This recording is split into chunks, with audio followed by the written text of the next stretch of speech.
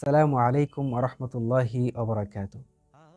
রমাদান মাসের প্রহর গুনতে গুনতে প্রায় আমরা 2 দশক অতিক্রম করে ফেলেছি এবং আমরা এখন আছি রমাদান মাসের শেষ দশকে। এবং সেই শেষ দশকের মধ্যে এমন একটি রাত, এমন একটি রজনী রয়েছে যেখানে একটি রাতে আমল করা হাজার বা সারা জীবনের চাইতেও আমল করা চাইতেও উত্তম।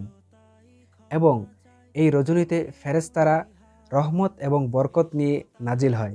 রাসূল আকরাম সাল্লাল্লাহু আলাইহি ওয়াসাল্লাম ইরশাদ করেন, যেই ব্যক্তি ঈমানের সাথে এবং সওয়াবের আশায় কদরের রাত্রিতে নামাজ পড়বে, সালাত আদায় করবে, আল্লাহ পাক রব্বুল আলামিন তার সমস্ত গুনাহ ক্ষমা করে দেবেন।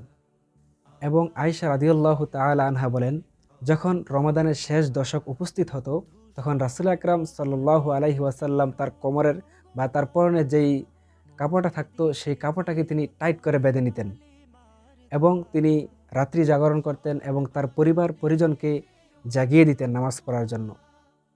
এবং অন্য একটি বর্ণনায় আছে যে রাসূল আকরাম সাল্লাল্লাহু আলাইহি ওয়াসাল্লাম তিনি হযরত ফাতেমা রাদিয়াল্লাহু তাআলা আনহা এবং আলী রাদিয়াল্লাহু তাআলা আনহু এর ঘরে গিয়ে দরজায় কড়া নাড়তেন এবং উমর রাদিয়াল্লাহু তাআলা আনহু তিনি রাত্রের বেলায় তার পরিবার পরিজনকে আসসালাত আসসালাত শব্দ দিয়ে ডেকে নামাজের জন্য জাগিয়ে তুলতেন এবং একটি আয়াত তিনি তেলাওয়াত করতেন, ওয়া'মুর আহলাক বিস-সালাতি ওয়াসতাবির আলাইহা। তুমি তোমার পরিবার পরিজনকে নামাজের নির্দেশ দাও এবং তুমি তার উপরে দৃঢ় থাকো।